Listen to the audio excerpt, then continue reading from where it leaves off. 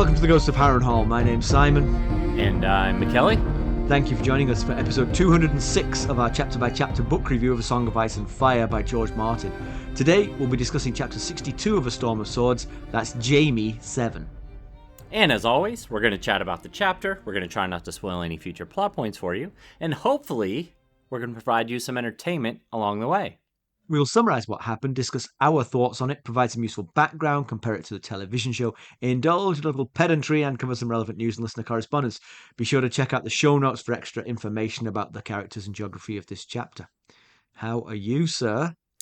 I am doing all right. It was a bit of an ordeal for me to get into my recording room here. Do tell. So you know, you are very familiar with the fact that my house sits on a bit of a slope. Yes, it does. Slopey front yard, house, slopey backyard. It's like right, if my house wasn't in the way, it'd be the perfect sled riding hill. Yes, it would be quite the hill, yes. Yes. And so we discovered that our basement floor was kind of falling away with the slope of the hill. So you've got the carpet goes up to the wall. And what's the trim on the baseboard? Right. And in most skirting board for our English listeners. Okay. In most of the basement, it goes right up to it. But at the far ends of the back of the house, it was below the baseboard. So it had started to fall to the point where you could see between the baseboard and the carpet. So that seems kind of fundamental. It does. Which is why we had to get it addressed. They came this afternoon to do it, so we had to move all of the furniture to this side of the basement. So was that the solution? Yes, and now we're good. Just keep anything off of that side. It's like a seesaw, Mackelly. You got to put weight on this side. It'll pop that side right back up. But in order to get to this room, I had to go over, under, and around about 5 different pieces of furniture. So what was their solution? Just like a wider piece of baseboard to hide the crack? Not for what they charged us. It better not have been the solution. I should have been watching more closely. So what they do is they drill holes into the concrete. We've already had to have this done in our garage. Our garage had a more significant issue. Oh, so you knew this was yes. The basic idea, okay. And we knew the cost, so okay. We were prepared for it. They drill holes into the concrete and then pump this poly material down in there, and then it hardens and it lifts as it hardens. So it goes underneath the concrete, and yes. Then when it hardens, it lifts it up. Interesting. And it's twofold. It goes into the concrete, it goes under the concrete, lifts it, but it also seals out the cracks where any water might dig out the additional earth. Wow. So really interesting. Yeah, the three nice young guys, and they did some side work for us off the books. Okay, which, good. I won't give the company name, but my driveway's got quite a slope to it too, and there's some issues in there. And they're like, here, if you cut us a check for this amount to this guy's personal bank account, and we will do all this work for you for about a quarter of what the company would have charged. That's nice. Nice. And we know what the company would have charged because we got a quote for all that work from the company, and it was about a quarter of what the company would have charged. Yeah, so they're gonna take their piece. Yeah, Stacy's like, hey, if we ever need any other work, how do I get any more off the books type work? So well.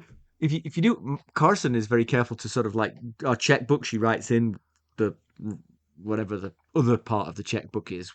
She records every check she writes. Right. So you can just refer back, and then you've got the guy's name. Yeah. Oh, right. True. Yes. And that story kind of reminds me of. I'm pretty sure I've told this on the pod, but when I went doing archery, Carson bought me an archery lesson. Yes, I've heard many a good story from that one archery lesson. I keep missing low and to the left. We'll aim up and to the right. That's the bit that it reminded me of. Just yeah, I see your problem here, mate. You got too much furniture on this side of the room. I love that. Yeah. That was your lesson. I keep missing to low and to the left. I just assumed there was something fundamental that I was doing wrong. He was like, well, just aim up and to the left, you'll be fine. Oh, wow. Thank goodness you were here. I could have never parsed that one out. The other part about that still cracks me up a little bit is that he handed us the bows, and then he handed us the bows, and about 8 seconds later, he gave the one big safety piece of advice, which is when you pull the bowstring back and release it, keep your left elbow away from the bowstring. Yes. But in that 8 seconds, I went. And your forearm was never the same. Oh, my giddy godfathers, did that hurt. Oh, yes. I remember my grandfather used to have several bows and a lot of arrows. And so I used to do some archery in his property when I was a kid. And it would always, if you weren't wearing that arm protector. Right. See, he didn't tell me keep your elbow out. He just said wear this protector. So right, that also would work. It was, if it whacks into the protector, it's the protector that's getting hurt, not you. Yes, but yes. I can assure you, if you hit your arm, it hurts a lot. It stings. So I've been to the beach. We've had Labor Day in the United States, which again, as I've said before, you get it all back to front. You do Labor Day is in May, and Veterans Memorial type day should be at the end of the summer, but you do it the wrong way around. So you do it, and you start the week on Sundays. Yeah, that one I really I'm born and raised here, and I don't like that one. In my mind, it always starts on Monday anyway. So. Right? Yeah. But because it was Labor Day weekend, we went with our friends to the beach, and we had a rare old time. But I was telling you yesterday that Carson had quite the spill. Yes, you did tell me this. The funniest thing about it is how utterly calm the sea was. The sea it was like a lake. There was no movement at all. And Carson managed to find this one wave that just picked her up and slammed her chin first into the beach. Oh. And she looks a little beaten and bruised from it. Yes, I'm sure. This sand's rough when it slams you down like that. Oh, yeah. But we had a very nice time, and we were grateful to our friends for inviting us. That is great. I'm glad you guys had a good time. We had it was a momentous week this week. Molly had her second Monday of her senior year of high school. I've been waiting all week just to use that one joke, and I almost forgot it. I was going to open with that joke. Yes. Was that it? I thought that was part one of No, two. that was it. I just wanted to use that joke. Well played. Well, let's get down to business. How did we leave Jaime Lannister? Last we saw of Jaime, he was setting off to King's Landing with the Bolton's men, including Qyburn, the fallen maester. But after a night on the road and a troubled dream, he insisted that they return to Harrenhal. Jaime then saved Brienne from the bear that she'd been forced to fight by Vargo Hoat, who was still mad about his ear that Brienne bit off? Bit not entirely off, but bit a chunk off of. Bit a chunk off, nasty. And now, having been saved, she joined the party heading south to King's Landing. Mackelly, why don't we give the summary of this one? All right, in this summary, nope, this is just me. I was going to say, this is you, surely. Yeah. No one else. Anyway, so Jaime, Brienne, and company can see and smell King's Landing in the near distance. Jaime trots back to give Brienne the news. She succeeded in her mission of returning him to his family, if minus a hand. A despondent Brienne reminds Jaime that this was only half of her mission. Both Jaime and Brienne received terrible news on the journey from Harrenhal to King's Landing. Brienne learned of Catelyn Stark's death, making it impossible for her to fulfill her promise of returning Cat's girls to her. Jaime learned that his firstborn son was murdered at his own wedding feast. Brienne had been devastated by the news. Jaime, on the other hand, cannot seem to get too emotional over Joffrey's death. Jaime's primary source of sadness is a thought of Cersei in mourning. As for Joff, well, if the gods gave him a choice of his right hand back or his son, the choice would be easy. Joff lived and died believing that Robert Baratheon was his father. Along with the news of Joff's death came the rumor that it was Tyrion who killed him. Now, this is distressing, and a story Jaime refuses to believe. Jaime and his caravan pass through a city gate full of farmers hoping to sell their wares in the city. The group enter the Red Keep and meet 3 of his Kingsguard brothers, 2 of whom earned their white cloaks after Jaime left the city. All are shocked to see him, but Ser Loras is more shocked to see Brienne. He accuses her of murdering Renly and demands to fight her on the spot. Brienne pleads her innocence, but Loras isn't buying her "a shadow did it" story.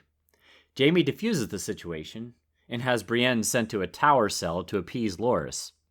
He then makes for the Sept and Cersei. At the Sept gate, he has a run-in with Sir Osmond Kettleblack, who fails to recognize him at first.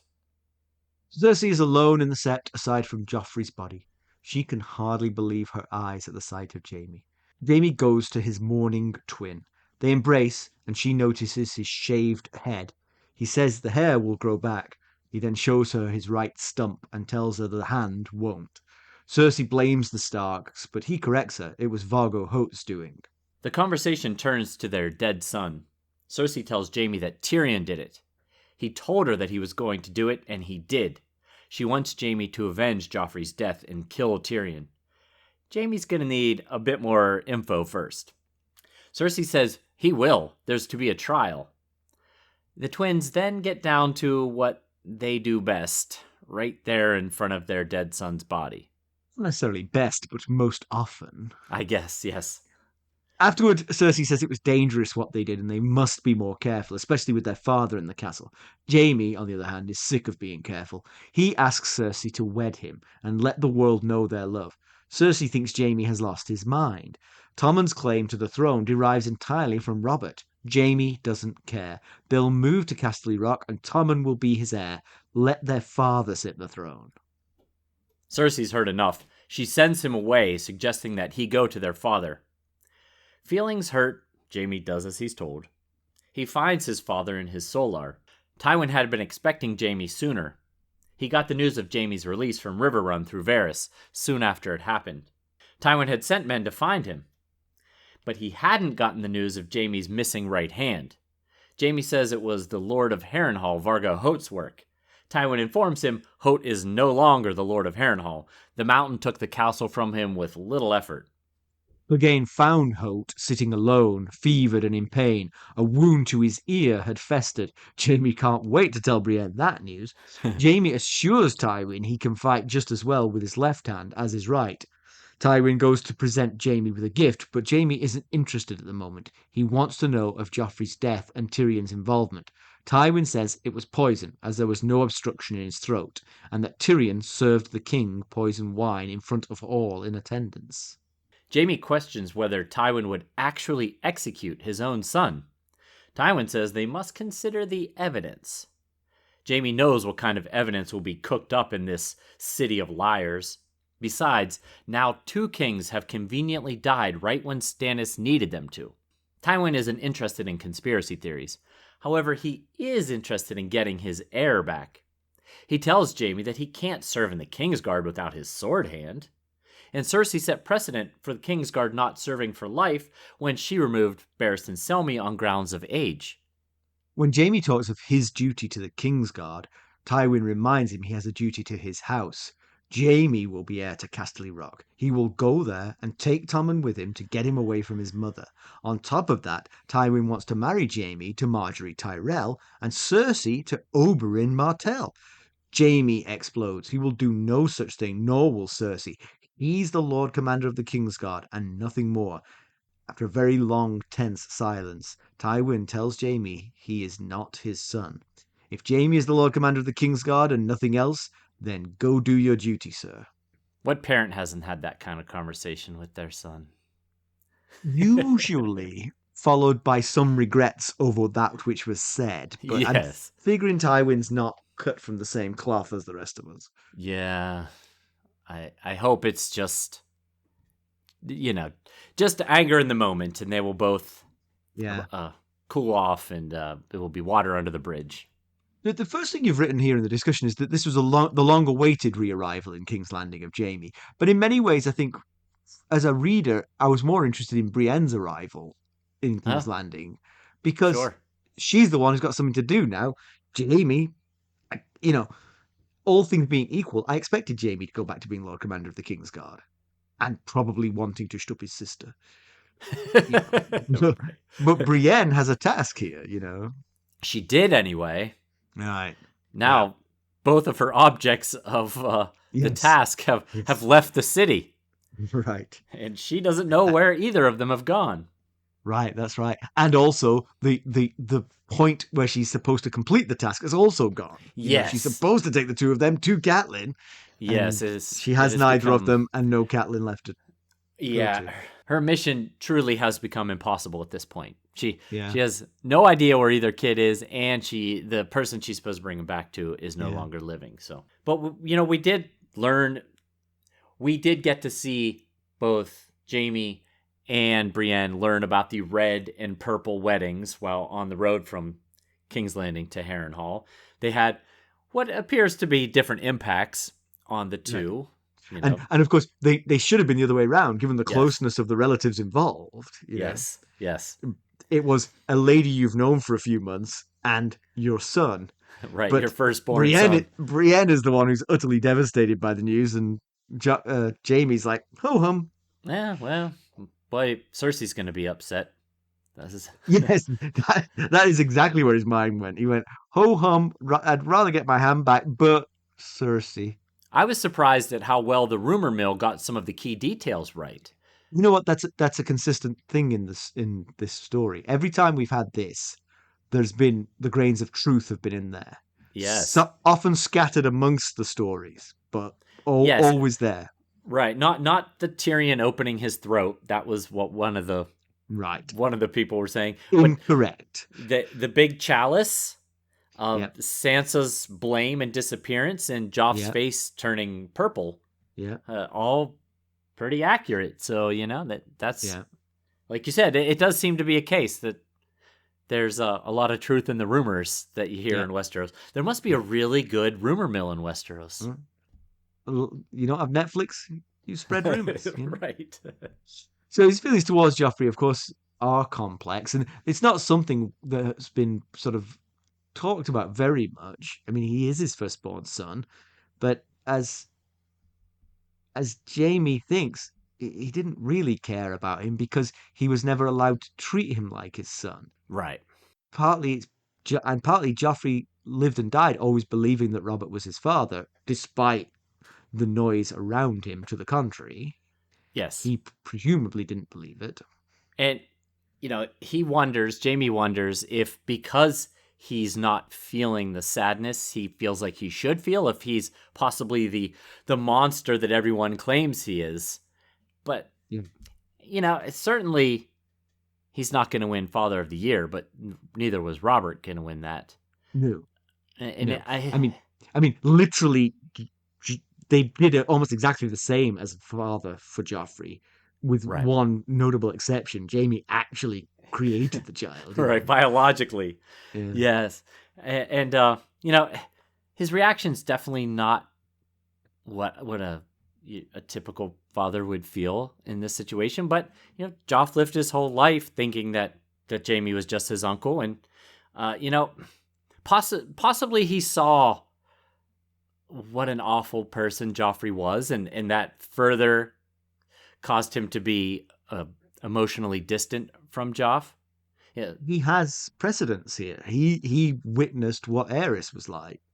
Oh, yes, he did. And Yes. took action to stop that. So maybe he's thinking, this has saved me from another round 2 of the Kingslaying. Yeah, and we've heard the comparisons. Both Tyrion and Tywin had made comparisons about Joffrey being another Aerys II. Right. And right. and the first thing that Jaime does when he gets into the sept with Cersei is he thinks that Joffrey's going to need every one of those prayer candles of the hundreds that are burning, which is just kind of more indication that he's aware of what Joff was, which seems to be unlike Joffrey's mother thinks or was aware of. And as you mentioned, Jaime's primary concern is for Cersei, not Joffrey. So he really does love her. There's no question about that. But the difference between Jaime and Cersei is that Jaime also really loves Tyrion. Right. And that's going to cause problems, I think, down the line, because Jaime is going to be inclined to believe Tyrion. And Agreed. Cersei is going to be very much inclined to not believe Tyrion. Also agreed. Yeah. Uh-huh.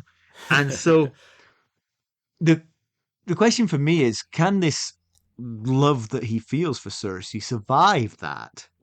Because if she insists on Tyrion's death, that's going to hurt Jaime very, very much. Yes. And it started to make me think. I actually think in some ways it will. I think that his love for her would survive anything because he can't help himself. He's blindly in love with her Yeah. and would forgive her just about anything. I could see your point. And then that got me thinking about me and you. And I think that you might be like Jaime. I think you might be your relentless sentimentality is a sign of how deeply you love your loved ones. I see your point. And I, on the other hand, I think I am not Cersei exactly, but kind of Tyrion. That my love is somewhat contingent. I don't love as deeply, and I have sort of expectations around my love, and everything's contingent. If someone were to cross me, they could lose my love, whereas you would forgive. Just keep rolling on. Exactly. Rolling on with let the love flow over. Yeah. So there you go. I see. That's my little theory that you're Jaime Lannister. To our sustainers who were on the call last night, this is the comparison I was referring to during last night's call. No, I didn't know what you were talking about.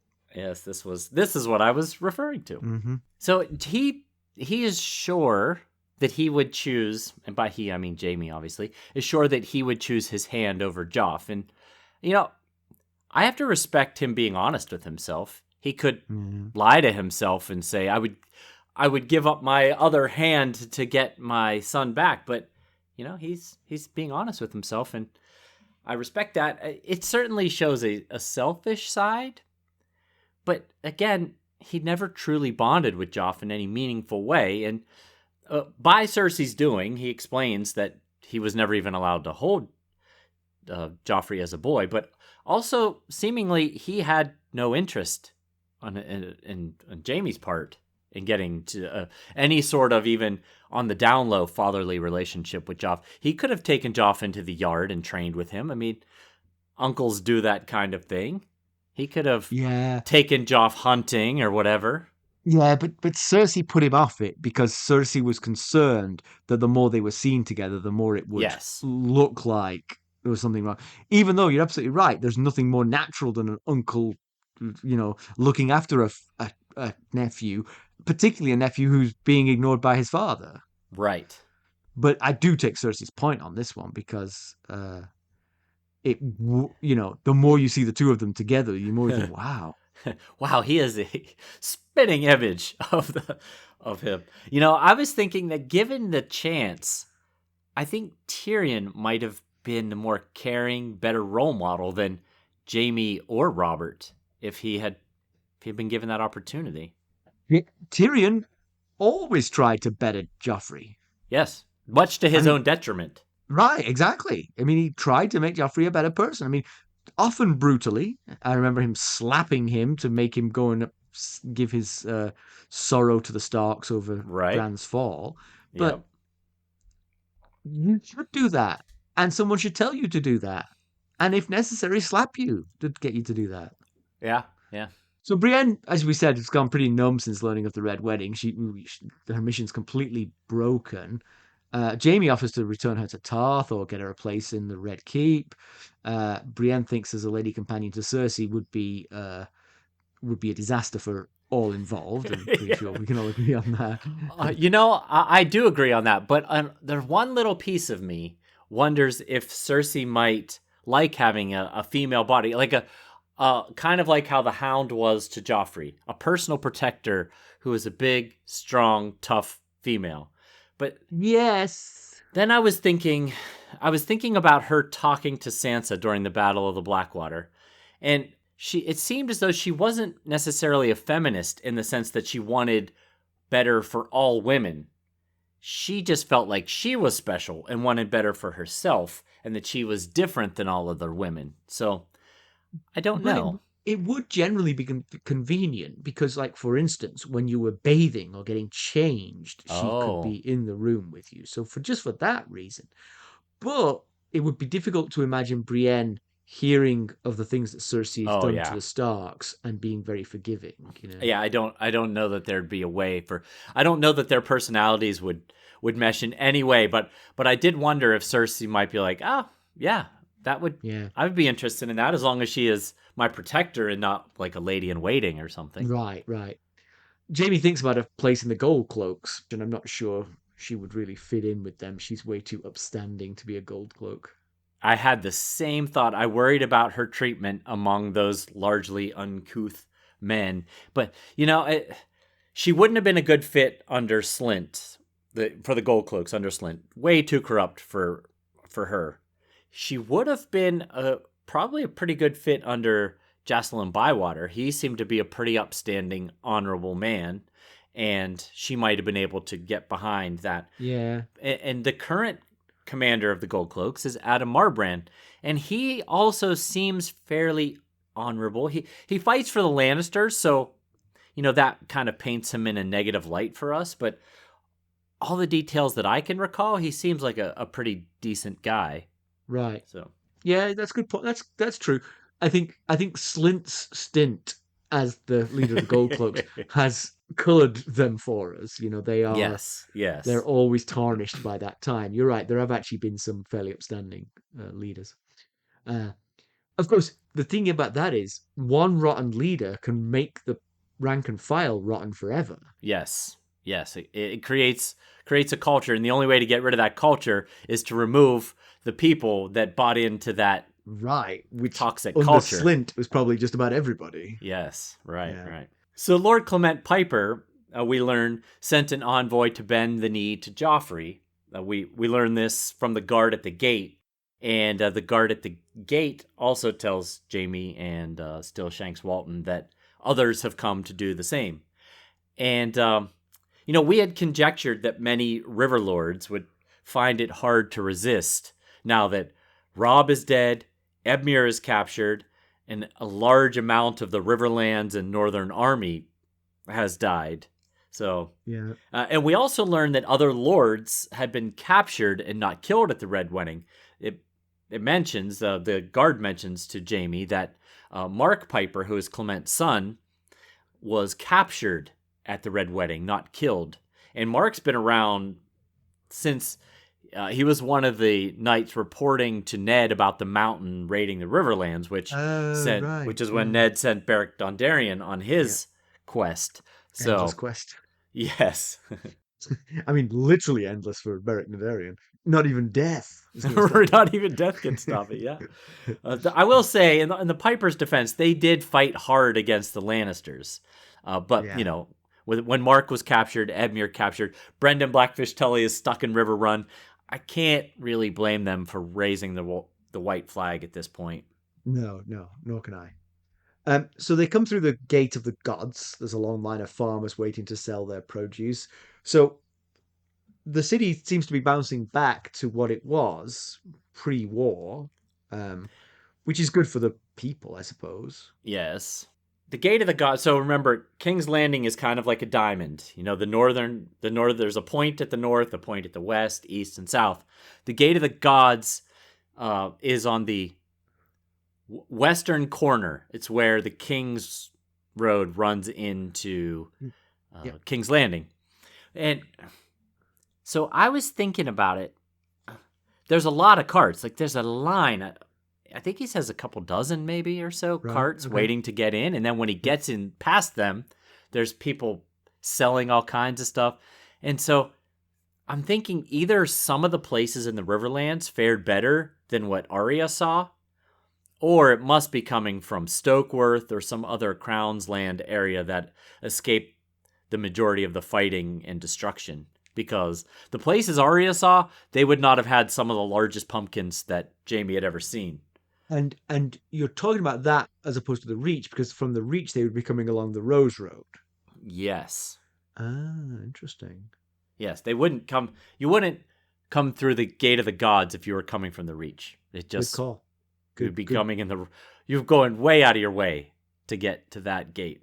I guess the farmland closest to King's Landing was not really troubled by the war, but the further you went, the worse it got. So, yeah, still bodes ill for the winter.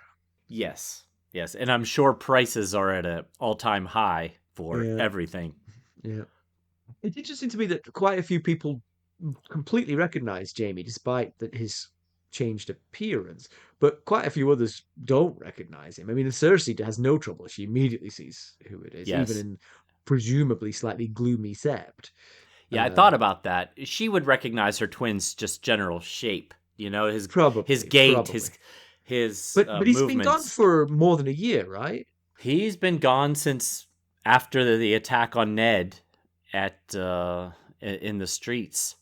He fled after that, so that's been I a should have long looked up on while. the timeline on this, but I'm betting that's got to be close to a year now. I I think that you're probably right. At least a year. I would guess it's at least a year. Yeah, we've only had one New Year that we remember, Yes, and which was just recent. we just had a new year just a few days ago. Yeah, I think you're probably pretty close to right. It being a year, maybe a little more, maybe a little less. But I would think if it is your twin, and couple that with your twin who also happens to be your lover. Yes, good. Couple that with the coupling, yes. Yes, I feel like because I thought about it, everyone else was kind of like Jaime, but she got it right away from a distance, probably in a kind of darkish room. So yeah, I think it's believable that she would have recognized him. Another person who recognizes him quickly is Loras, but he meets some new Brothers of the Night's Watch, right? So Osmond Kettle Black is new to him, and Balon Swan as well was not Kingsguard when he left. Yes, and he surely knew Loras before he became one of Yes. his brothers because he jousted with him in the famous match where the Valyrian steel dagger traded hands. But Loras Tyrell joined after the Battle of the Blackwater. That's when the Tyrells showed up. Balon Swan replaced Preston Greenfield, who died in the riot.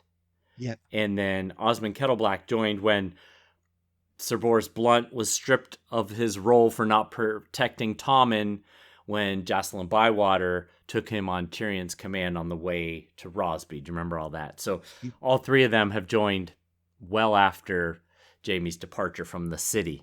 So Loras, of course, has not forgiven Brienne for killing Renly. I will say Brienne sticking to her story is kind of like slightly convincing of her innocence. There's a great out now. She could say Catelyn Stark did it Right. and forced me to become her protector. I'm glad she's dead.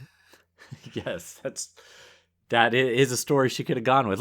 Like Jaime says, even my horse could have come up with a better story than this one about a Stannis' shadow killed Renly. Yes.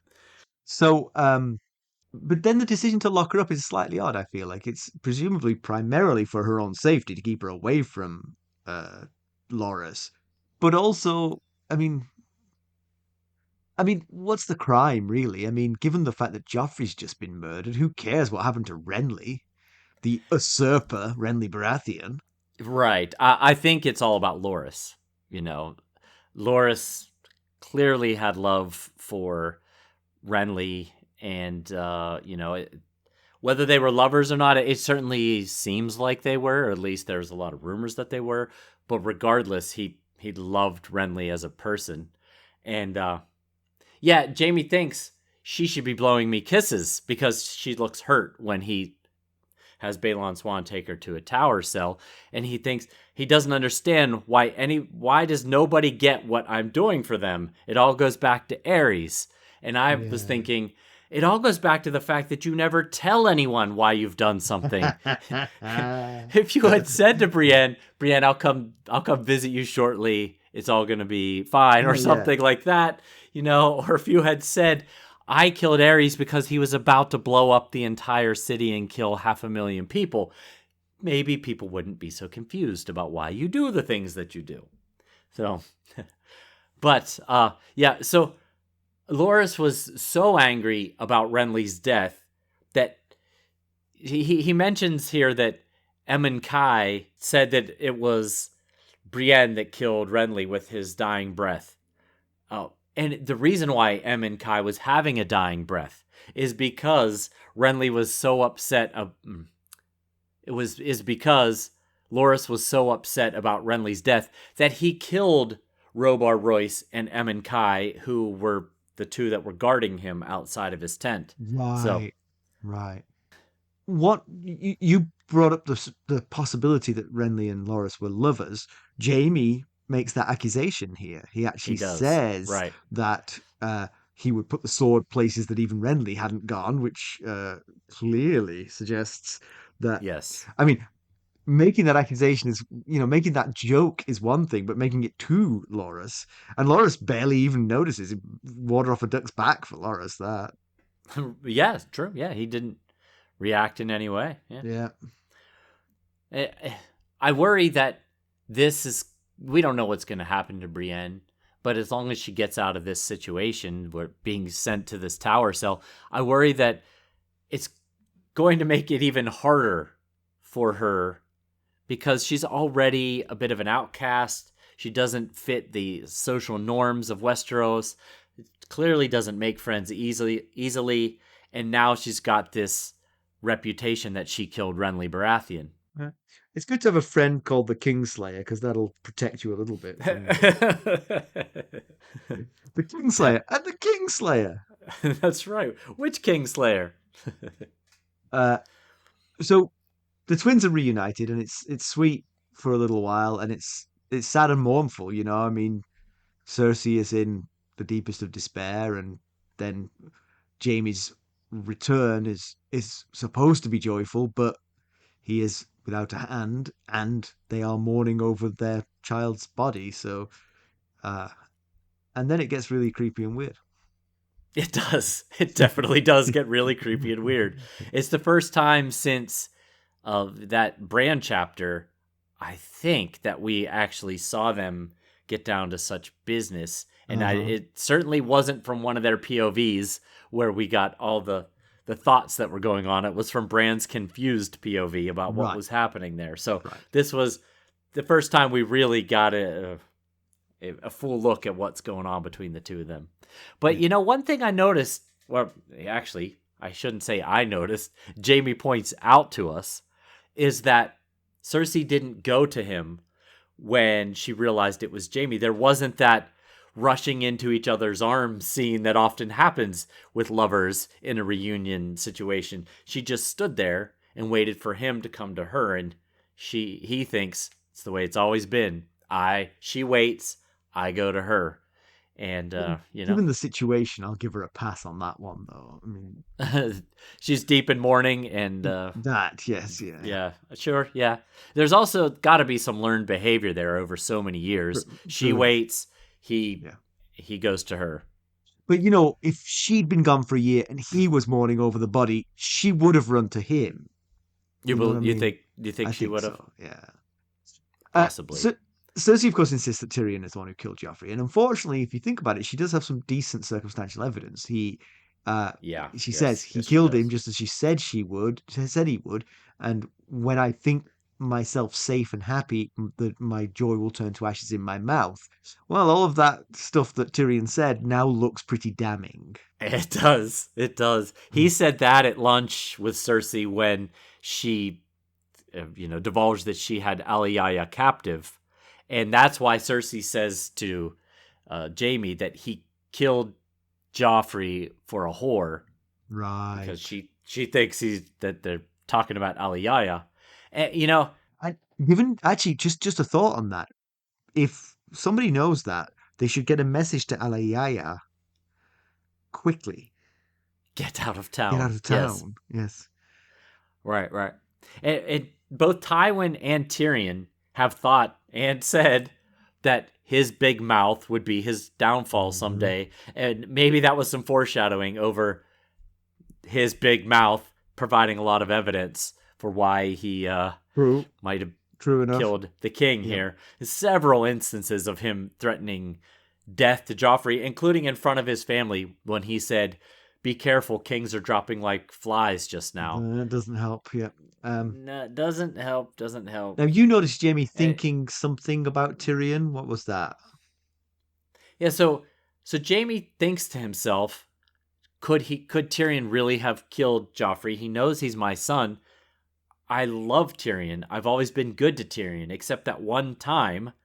But he doesn't know the truth about that. Okay. And surely it's referring to him setting Tyrion up with Tysha to help Tyrion lose his virginity, and then Tyrion went and fell in love.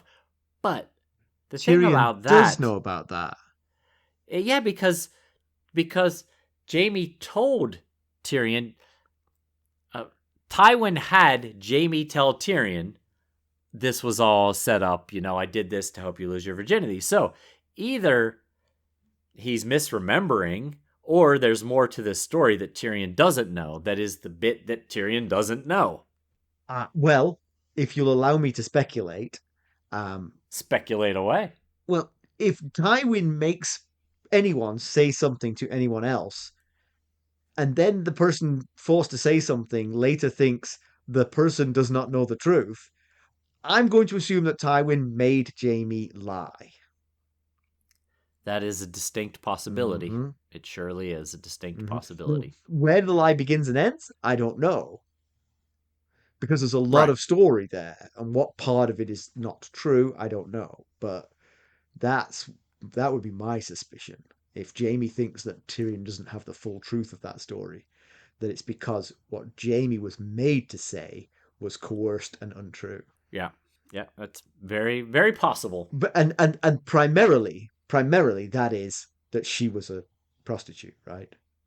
Right. That was That's the what Jaime key told thing, yeah. Tyrion, is that Tysha was a prostitute that he hired, cooked up this story to help Tyrion lose his virginity. But could the true story be that he found a girl who wasn't a prostitute and coaxed her into hanging out with Tyrion? And, hey, he's second in line to Casterly Rock. You might want to be nice to him. Sure. That's a possibility as well. We just don't know yet. Okay. All right, fine. But one thing we do know is that Jaime is sick of hiding his love for Cersei, and he straight up asks her to stand up and tell the world that it's him that she wants and marry him, and basically asking her to give up royalty and political position for him. Yeah. He's had a long time in sort of isolation, and I wonder if that's sort of kind of terrible ideas can foster when you don't have a chance to discuss them with other people. And I Right. wonder if that's what's going on here. Maybe it works. I mean, the Targaryens did similar things, and it caused rifts in the church, but eventually they reestablished their grip on the land. But it feels like this would be. I mean, think about it. You immediately undermine your own claim to the throne. Yes, that was that is Cersei's argument. She brutally rebuffs this idea, calls them stupid, and says it cost them everything. Right. Yeah. And that, yeah, like you're saying, that Tommen's right to the throne is derived from Robert. So but to Jaime, it's their relationship that is everything. Cersei clearly doesn't feel the same way about their relationship. Right. True enough. Yeah. But on the surface, the idea sounds, probably in Jaime's head, he's had a lot of time in a dungeon, a lot of time on the road. Probably feels like Lannisters are in a pretty strong place in the realm now. True. And they could handle this. But, the Tyrell alliance could be in jeopardy if they run afoul with the Faith here. You lose them, you lose the Reach, you lose the Stormlands, because many will assume that Stannis was right and that Tommen is not a Baratheon and Stannis is the rightful heir to the throne. And that could give Stannis the boost that he so desperately needs, especially if he were to assure the Tyrells of their position as Lord Paramount of the Mander is safe from, the Florents. Who, of course, that's his in-laws. So I Yes, would that's want what. that written in very strong wording if I was the Tyrells. Right. And in background we'll see why the Jaime Cersei pairing isn't the same as the Targaryens, uh, and why it might not be looked upon as acceptably as Aerys and his wife Rhaella was here at the end of their Yeah. dynasty. Okay.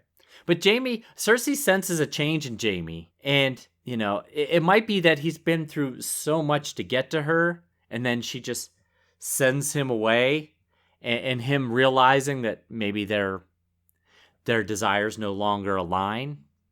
Yeah. I don't think it changes Jamie's mind, though. About how he feels about Cersei. In fact, I think that becomes apparent in the later part of the chapter with Tywin. Yeah. Because to me, I mean, just jumping ahead, but to me, his rejection of Tywin's plan is based around him wanting to be with Cersei. Pure and simple. Right. If Sure. Tywin Sure. said Cersei's moving back to Casterly Rock, Right. he'd be like, well, actually, I don't want to be Lord Commander of the Kingsguard anymore. This left hand is useless. Yeah, exactly. Yeah. I can't even hold that Valyrian steel dagger with this left hand, let alone a sword. So obviously, the relationship between Jaime and Cersei is pretty revolting to everybody. There are some added facets thrown in here, so doing it while she has a visit from her Aunt Flo, and Right. also over the body of their son of incest. Right. Yeah. According to Jenny of Oldstones, this is distasteful. Arbiter of taste that she is. Yes, I'm guessing she's not alone there. So Tywin was meeting with Mace Tyrell and Oberyn Martell together. Talk me through this, Mackelly. Well, it's just a big deal because there's such a dislike, especially mostly on the part of Mace, disliking Oberyn, because that's how Mace's heir and oldest son Willis was injured. Was a tilt between Oberyn and Willis. But Oberyn and Willis have buried the hatchet, right? They exchanged letters and stuff, but Mace not so much. So either, or I don't know what they were talking about, but two possibilities that come to mind are maybe Tywin is making sure that the two are stable after the death of a king, because we don't need to be adding more issues to this full plate of we just had the death of a king. So you two be on your best behavior. Right. That is one option. Yeah. And the second one is wedding proposals. Right. Because both are brought up by Tywin as well, not Mace, but No. But Tyrells and Martells to marry Lannisters. Yes. yes. Specifically, So that is specifically Marjorie to Jaime and Oberyn to Cersei. Yes.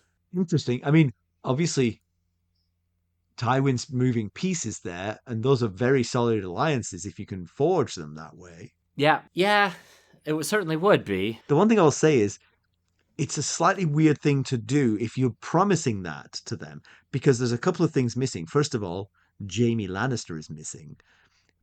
Right. Second of all, Jaime and Cersei's buy-in to the plan is missing. And I mean, Tywin rules with a fist of iron, but his kids have minds of their own. Not just Tyrion. They sure do. Yeah.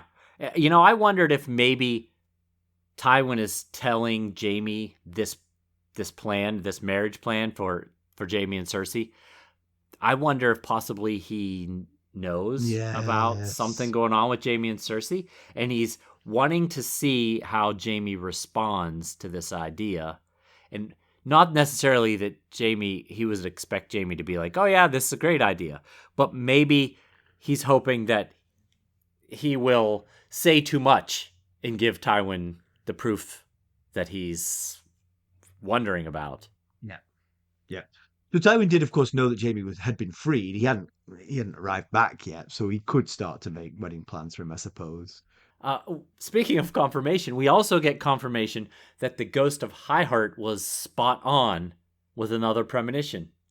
Now, we had a hunch that she was about to be spot on because we knew that Gregor Clegane was headed toward Harrenhal. Oh, I know what you're going to say now. Yeah, so one of the premonitions that the ghost of Highheart had was in the Hall of Kings, the goat sits alone and fevered as the great dog descends upon him. And we know that the Mountain took Harrenhal easily, and Vargo Hoat, aka the Goat, was sitting alone, half mad, with pain and fever from an infected wound, and that the brave companions, in large part, abandoned him. So he was truly sitting alone, pain and fevered, which is pretty much spot on what the Ghost of High Heart said was going to happen. Yeah. Jaime's excited to tell Brienne about Vargo Hoat's ear, but he's not expecting her to be as excited about it as he is, because she's so upset, and she's just not the kind of person that will be like, "Oh, that's really ironic. I get the humor in that, you know." Well, it has cheered me up somewhat here in my cell. Yes. And one thing Tywin tells, it's just this little detail. Tywin tells Jaime, he knows, he knew pretty early on that Jaime had been released from the dungeon at Harrenhal. And he says, I sent men into the Riverlands to look for you. One of the names he mentions is Samwell Spicer, who happens to be the cousin of Sybil and Rolf Spicer, who are Queen Jane's mother and uncle. Oh, I know who the So not all the Spicers have come over to Robb Stark's side. And if you recall, Grey Wind didn't like the family in general, but specifically really didn't like Rolf Spicer. And I just wonder if maybe there's some connection between... I think you're onto something. Tywin's plan is to put Tyrion on trial for the murder of Joffrey. I think it's a dangerous thing because we saw what happened when Tyrion was put on trial in the Eyrie. He's still amongst us. Right. And a trial by combat, he might have someone like Jaime Lannister fighting for him. Although, honestly, Jaime's not such a great choice right now. But, you know. Bronn might be a better option. Exactly, yeah. Yeah. How does this work? I mean, Jaime, his immediate thought is, in this den of liars, he knew what sort of evidence would be found. Yeah. So, you know, is it a good idea to be doing this? Why not just say, you know, the Maesters discovered that Joffrey choked, and then handle the situation in-house? Yeah. Strangle him yourself. Right. Why put such a black eye on the family publicly by having your son dragged through a trial for regicide of all things? Yeah. Now, if it was Cersei unchecked, surely this would be nothing but a kangaroo court. Right. You know, but, you know, with Tywin in charge, he doesn't exactly have the most fond feelings about. But again, there is that little thread of maybe Tywin would like to hide his own crime here. Right. Finding Tyrion guilty of this would actually help to hide his own culpability, perhaps. We did discuss that. And Jaime sees a possible flaw in the accusation when he's like, why would Tyrion poison Joffrey in front of everyone? Right. And how would he have, this is my own personal question, how would he have gotten that poison if this was a spur of the moment? Right. Unless you just carry it around just in case. Yeah. Right. Yeah. Accidentally take it instead of like your Tums or something. Yeah. So Tywin, again, you know, as we were saying, he's trying to get Jaime to leave the Kingsguard. He's been trying to get Jaime to leave the Kingsguard for 19 years now without success. Right. To become the heir of Castle Rock. And you know, he's already rejected Tyrion as heir to Castle Rock, so he really needs Jaime to say yes to this.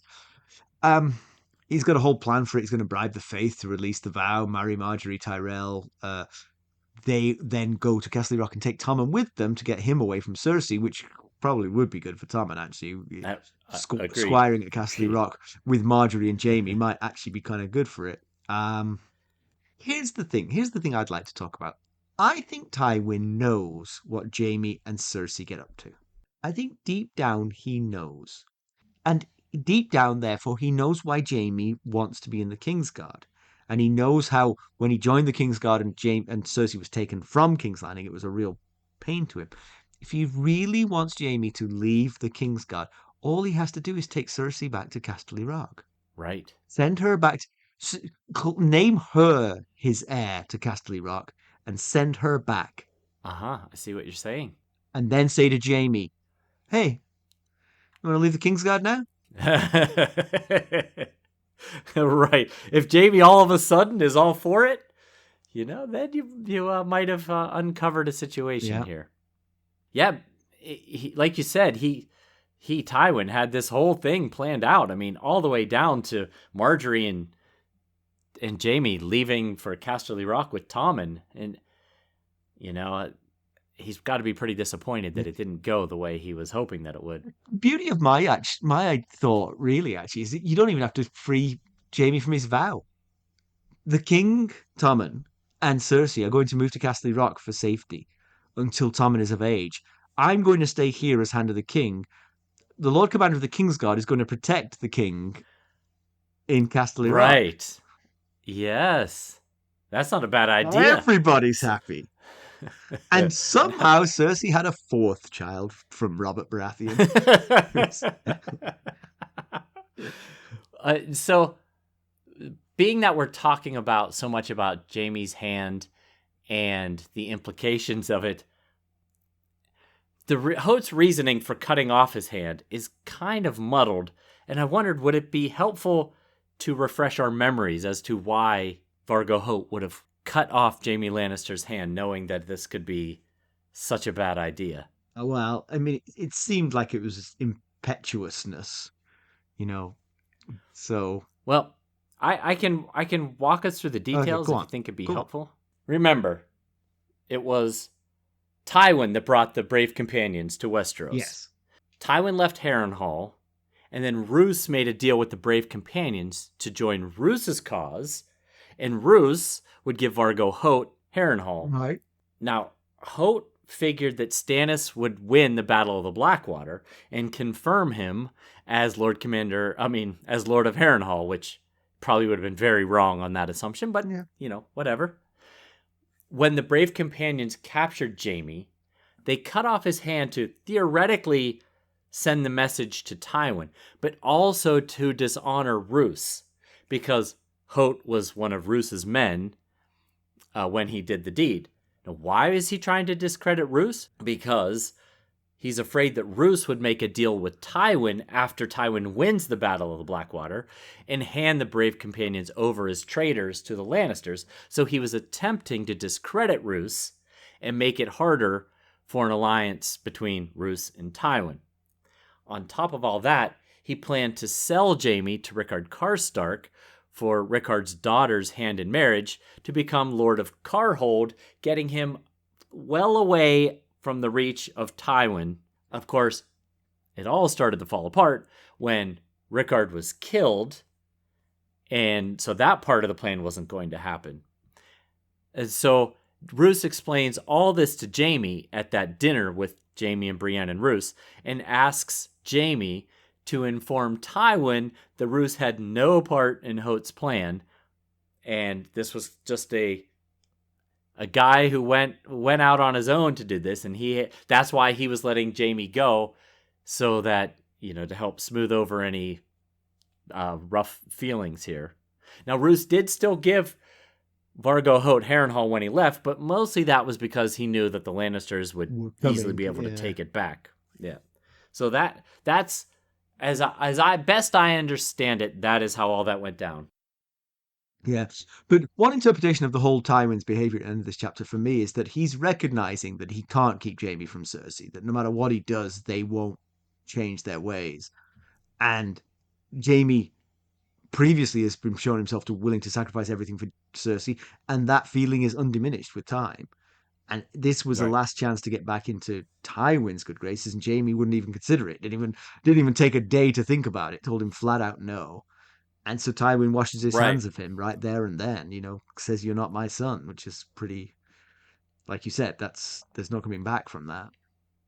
Yeah, that's rough. I do hope that cooler heads prevail and the two of them can make up. And, Jaime's got a Valyrian steel sword waiting for him. He almost got the gift, and then he was like, nah, I don't want to deal with any gifts now. That was the gift. Do we know that was the gift, or are you just hypothesizing? We can't know because it was Jaime's POV. He would have seen it. Right.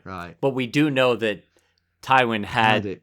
Yeah. the sword made as a gift for Jaime. So you assume that's what he was going to give him there. Well, give us some background, Mackelly, why don't you? All right. Well, as I mentioned earlier, I was gonna tell you why might not work out the way that Jaime would like him marrying Cersei and announcing it to the world. So, yes, Jaime wants to marry Cersei, as the Targaryens had done for centuries. And it is true that Targaryens did marry brothers to sisters, also uncles to nieces, and other types of interfamily options. However, until King Jaehaerys smoothed things out with the Faith, the practice was not well received by the realm.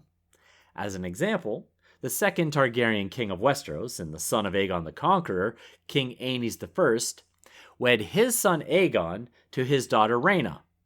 The decision went over like a lead balloon with the rest of the realm. The Faith denounced the union. Septon Murmison was expelled from the Faith and later hacked to bits for performing the ceremony. The lords and small folk alike turned on King Abomination, as he was dubbed. At one point, during their procession after their wedding, Aegon and Rhaena were actually besieged at Crakehall, and this news caused King Aenys to take ill, and he eventually died a broken man, much because of the marrying of his children to each other. So, the issues with the Targaryens and the realm over incestuous marriages continued until Aenys' younger son, Jaehaerys, finally worked with the Faith to craft what's called the doctrine of exceptionalism, which we've talked about way back in a Game of Thrones. So I'm going to tell you all this over again as a refresher. So the doctrine's basic principles were as such. The Faith of the Seven had been born in Andalos, where the laws in the holy text said incest was an abomination. The doctrine backs this, but with one caveat. The Targaryens were not like other people, as they rode dragons and were the only ones to do so since the Doom of Valyria. In addition, they have their roots in Valyria, not Andalos, with different laws and traditions. The Targaryens wed brother to sister, as the Valyrians had always done, and since the gods made them this way, it wasn't for men to judge. And another key bit of exceptionalism is that the Targaryens were immune to common illness that could kill other men. So, to spread the word, they sent 7 speakers to preach the doctrine throughout Westeros. Thank you, Mackelly. So, by the way, you guys will get the edited version of that, but it was absolute torture to listen to. One sentence. That one sentence, I think, tripped me up like 5 times. Comparison with the television show. To this point, I've been a bit jokey about the sex scene. Cersei raised a few logical objections, but she appeared to be a relatively willing participant. Not so much in the television show. I'll come to it, but I'll rewind a little to a decision that had some ramifications on this chapter. Brienne and Jaime arrived back in King's Landing a couple of episodes before the Purple Wedding. I didn't mention that because I didn't want it to be a spoiler that Jaime got back to King's Landing, but he was there at the Purple Wedding. Yeah, I think I mentioned there was a character there that I couldn't mention. Okay. I've read that this was done because they decided that Storm of Swords was too large for one series, so they wanted to accelerate some storylines to give all the characters something to do in season 3. Sure. But it felt like Jaime and Brienne had plenty in season 3, so I don't really understand it. Okay, fine. But anyway, it left a couple of challenging plot points. First, Jaime and Brienne don't seem to do anything about Sansa when they arrive. You see, the thing is, Brienne can't do anything about Sansa because she's absconded. But in the TV show, she was there. But there for the picking. She didn't do anything. They mill around King's Landing, but the events of the Purple Wedding unfold with Brienne and Jaime standing around looking useless. Sansa's marriage to Tyrion had complicated the issue for Brienne, but you'd at least have expected her to swear fealty to her or something like that. Right. Or, as an alternative, follow through on the Loras locking her up idea. That gives Brienne an excuse for not protecting Sansa, but that plot was dropped entirely. In fact, Loras doesn't notice Brienne's there, despite the fact he thinks she killed Renly. So the whole thing begins to look a bit stretched. Secondly, it all compounds and confuses the issue of Jaime's attitude towards Tyrion. In the book, he learns of Cersei's daft accusation, but in the show, he witnesses the crime and the pointing at Tyrion. It's not necessarily a bad thing, but it's definitely a significant deviation because Jaime Sure is is. no longer just relying on Yeah. what Cersei tells him. He saw it for himself. And lastly, the Sure. sex scene with Cersei. It made no sense in the TV show because Jaime hadn't just arrived. It made a certain amount of sense, and it was revolting, but it made sense in the book because he just arrived after a year away. But the show compounded the daftness by making it very rapey. And if Jaime is on a redemption arc, which he kind of seems to be, there's no redemption Right. from raping your sister over the body of your child. Agreed. So I don't know. That whole thing made it very difficult. The Tywin and Jaime scene was deferred until season 4. So this is what I'm saying. You see, this book was split over season 3 and season 4, and it did include the presentation of the Valyrian steel sword, but it ended much the same. Jaime waves the sword around with his left hand a little bit, but he can't put it back in the scabbard, and Tywin has to help him. Oh, goodness. But the content of the discussion is very, very similar. He absolutely refuses to budge.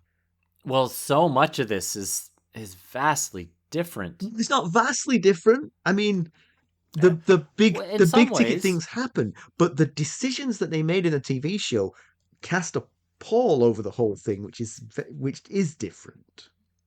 right. Jaime coming back, seeing his sister, they're both emotional. Relations happen Right. over their dead son's body. I mean, that's terrible on so many levels, but compared to the TV show where he'd been around for weeks and then he just decides to rape his sister over his son's dead body, that is very, very different situation. And I didn't remember that. I've stopped watching the show so that I can have only book canon. Yeah. I didn't remember that. That's But the thing is, it's just so strange to me because Jaime and Cersei had plenty going on in Storm of Swords. You didn't need to accelerate their timeline, I don't think. It would have been perfectly fine for them to arrive, and all the Purple Wedding had already happened. sure. So Yeah, it doesn't seem like Jaime and Brienne brought anything to the Purple Wedding that they needed to be there no, for it. apart from kind of they were sort of like ghosts at the feast. It was like, what are those two people doing here? Standing Why isn't the around. tall lady escorting the red-haired child out of here at 100 miles an hour? Right. All right, pedantry. I don't know. I mean, the whole sex scene is just. I mean, it's character choices, but it's. I don't know. It's very strange. Yeah, I don't have anything to say really. It's not real pedantry. Anything? I've got nothing. All right, news and notes. Well, we had a really great time having a video chat with our Lord Paramounts and Royal Kingsguard last night. Um, it was really fun. It was really entertaining. And what are you laughing at? Yes. Because the best part of the whole thing was the last 5 seconds. You see, for those who don't know, the whole video is there's a timer that ticks down, and the video just ends at that timer. And It ticks down to 1 minute. Then it just says under under a a minute, minute. so we don't know, but we know we've only got a minute left. And I started singing with 5 seconds and I got exactly one word out before the phone. Yes. The call ended. You were exactly how you were trying to time it, too. People were trying to coax you into singing, and you kept stalling and stalling and stalling. And then right as you sang, it ended. It was quite funny. Quite funny. Yep. But some of the other topics we discussed how Littlefinger got the Valyrian steel dagger. We came up with some theories about that. And we talked about how about people that we know that are related to famous people. Greenfire knew Led Zeppelin. Led Zeppelin's No, daughter? The drummer's daughter. Close enough. Yeah. Best buds with Led Zeppelin in my book. Yes, right. And of course, we know the niece of a very famous person. And and one of the things we discussed was the Game of Thrones battle episodes versus plot-driven episodes. Yeah, it was interesting that everybody, I think, was roughly on the same page. It seemed like the battles were fun, but the real meat of it is the characters and the discussions and the. Yes, I completely agree with that. So, yeah, we have a great time. It's always so much fun. And so, speaking of Buy Me a Coffee and our sustainers, we're planning to make some changes to our Buy Me a Coffee tiers in the near future. So, we're just kind of giving you a heads up that if you like a particular tier and have been on the fence about joining, now will be a good time to do so. Once you're in a tier, you get what you were promised when you joined, regardless of what Even if we changes rename we that make. tier, you'll still have it. Yeah. Yes, and if you like a different tier, you could always move to a different tier, but you will be locked into that tier. So if you're on the fence about joining, and I might be biased, but I would suggest that you do consider joining, now might be the time to do it. Yes, I agree. All right, so let's conclude. So it feels like Jaime and Tywin really are sundered forever, unless Tywin can find it in him to apologize. Doesn't sound like Tywin to me. It does And not. and I really do think that Jaime's sole motivation is proximity to Cersei, and so I agree. Tywin is missing a trick here. I honestly think Tywin suspects, knows, but he can't bring himself to use her as bait. Your idea is Mm. spot But on. that's the thing. I He really can't bring think. himself to use it as bait because he doesn't want to encourage it. Yeah, he could do the reverse of what he said. Did you say he could leave Tommen in King's Landing with him? Well, I said no. Send Tommen with his mother to Casterly Yeah, Rock, while but he he's trying to get acts as those two away that's from each true. other. But yeah, he could leave Tommen there, and he could raise Tommen Right. as his regent. Yeah. Right. Yeah, you're onto something. Now, there's one word that is the very last word that Jaime says in the chapter. There's this long, tense silence between the two of them. And Jaime says, "Father." And that's when Tywin snaps and says, "You are not my son. You say you only want to be Lord Commander of the Kingsguard. Well, do your duty, sir." And I was wondering if that father was Jaime starting to cool down and be like, I, Maybe. I'm sorry that didn't come out how I meant it to come out. And so I'm kind of hoping that cooler heads will prevail, as I've said a few times. Maybe, Jaime was just You're hangry. very generous to want this to work out because, Well, it's a father and a son, you see, that's you with your boundless love. Uh, Jaime and Cersei, they're becoming more self-destructive and nihilistic, it seems to me. And if he presses his idea of being open, then I don't know. I don't know if Cersei talks him out of it or if they do it and they plunge the realm into turmoil again. Uh, anyway, I don't like the way that's going. No, I agree. Where does it go from here? Will he do his usual forget about his own desires for her? Or will they find themselves at an impasse as he decided, you know what? If you don't want to be with me the way I want to be with you, then I don't want to be with you anymore. Yeah. We're assuming that his love for Cersei is going to triumph over all, but maybe he's like, I've had enough of this. Both of you two, I'm going back to Riverrun. Maybe he's more like me, yeah, after all. Yes, Yes, maybe. I feel bad, poor Tywin. That conversation couldn't have gone any worse than what he probably envisioned it going in his mind. right, you yeah. know, he was thinking, oh, I've got this all planned out. I doubt he was thinking Jaime's going to love the idea of marrying Marjorie Tyrell and leaving the Kingsguard. But, I guess he figured he doesn't have a sword hand anymore. I'm going to convince him of this. We're going to get everything straightened out. It's going to go so well. And boy, did not at all. Yeah. Things are a bit harsh on Brienne. She's very depressed and now has been arrested for a crime she didn't commit. And Right. Loras's unforgivingness really sort of compounds the suspicion that Renly meant more to him than just a king. Yes. So if Loras was doing a bit of PR, he might think about that. Yeah. Yeah, I feel for Brienne. She seems so sad Yeah, she and does. despondent She does. in this chapter. I hope she can find, I feel for her. She finally had a purpose. She's had two. She had, she was part of Renly's Rainbow Guard, and then Renly died. And then she became Catelyn's sworn sword, and she got this mission from Catelyn, this quest to go bring Jaime to King's Landing and bring back her Cat's daughters. And now that's all fallen apart. And it feels like just every quest she takes on ends in disaster and with the person she's serving dead. Yeah. But where are we going next week, Mackelly? So next week we are finally leaving King's Landing after what feels like a month and a half. Oh wait, it's been about a month and a half. Yeah, so we are actually off to Dragonstone, where Davos is up to something, and you're gonna want to tune in and find out what he's up to. All right. There's 4 ways that you could help us. You could leave us a positive review to help spread the word. If you could, particularly on Apple Podcasts, that would be awesome.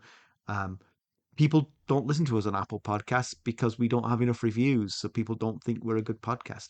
On other platforms, we've got a lot of reviews and people listen to us, but we fall behind on Apple because we don't have enough reviews. So anything you could do to help us would be greatly appreciated. Absolutely. You could buy merchandise at ghostsofharrenhal.threadless.com. You could buy us a cup of Arbor Gold at buymeacoffee.com/ghostsharrenhal, or consider joining the Buy Me a Coffee Sustainer tiers, King Knight of the Realm or Lord Paramount, and you'll help to keep us going, and you get some really cool perks and grandfathered into those perks if we change these tiers later on. Or you can just make a donation at our website, ghostsofharrenhal.buzzsprout.com. And, if you're looking to keep up on the latest news and information from Ghosts of Harrenhal, you can go out and follow us on our social media accounts.